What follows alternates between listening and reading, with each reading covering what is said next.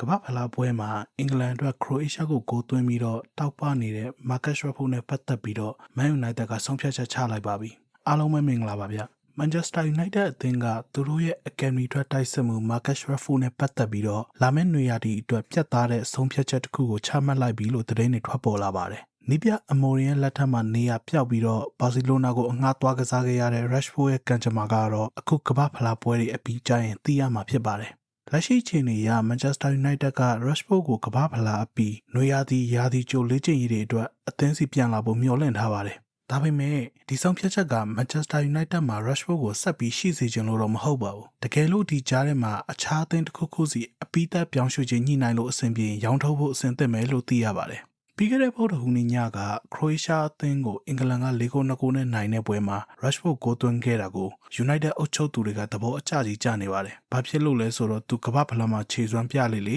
သူ့ရဲ့ပြောင်းရွှေ့ခြင်းတန်ဖိုးကတက်လာလေမို့လို့ပါ။ပြီးခဲ့တဲ့ရာသီကဘာစီလိုနာမှာ Rashford ကပွဲပေါင်း45ပွဲကစားခဲ့ပြီးတော့73ဂိုးသွင်းပြီးတော့73ဂိုးဖန်တီးခဲ့ပါတယ်။ဘာစီလိုနာဘက်ကလည်း United နဲ့ချုပ်ဆိုထားတဲ့ပေါင်26တန်းအပြီးသက်ဝယ်ယူခွင့် option ကိုသုံးချင်ပေမဲ့ငွေကြေးအခက်အခဲကြောင့်နောက်ထပ်တစ်နှစ်ငါးဆချုပ်ထပ်ချုပ်ဖို့အတွက် United ကိုဖိအားပေးညှိနှိုင်းနေပါတယ်။ဒါပေမဲ့ Man United ဘုတ်ဖွဲ့ကတော့ရှင်းရှင်းလင်းလင်းပဲညှင်းဆန်ထားပါတယ်။နောက်ထပ်အငှားထွက်တာမျိုးကိုလုံးဝခွင့်မပြုသလိုပေါင်26တန်းထက်လည်းရှော့မရောင်းနိုင်ဘူးလို့ Manchester Evening News ရဲ့သတင်းအရသိရပါတယ်။တကယ်လို့ကမ္ဘာဖလားမှာ Rashford ကဆက်ပြီးတောက်ပနေမယ်ဆိုရင် Man United က Rashford ကိုပေါင်တန်း50ဝန်းကျင်အထိဈေးခေါ်ပြီးတော့ Juventus ဒါမှမဟုတ် PSG ပြီးတော့ Bayern Munich တို့စီကိုဒီပို့ပြီးတော့မြင့်မာတဲ့ဈေးနှုန်းနဲ့ရောင်းချနိုင်မှုတွေမျှော်လင့်ထားတာဖြစ်ပါတယ်။နီးပြဟာရှူတောင်ကကြည့်ရမယ်ဆိုရင်လက်ရှိ Man U အသင်းကိုကင်တွယ်နေတဲ့နီးပြ Michael Carrick က Rashford ရဲ့ကစားပေါ်ဟောင်းဖြစ်တယ်လို့ယဉ်နီးတဲ့ဆက်ဆံရေးလည်းရှိခဲ့ဘူးသူပါ။ဒါကြောင့် Rashford အနေနဲ့အသင်းကိုပြန်လာပြီးတော့ Michael Carrick ရဲ့နီးစနစ်တွေအောက်မှာပြန်ကစားဖို့အခွင့်အရေးလည်းရှိနေပါတယ်။ဒါပေမဲ့ဘန်နာရေးကကြည့်ရင်တော့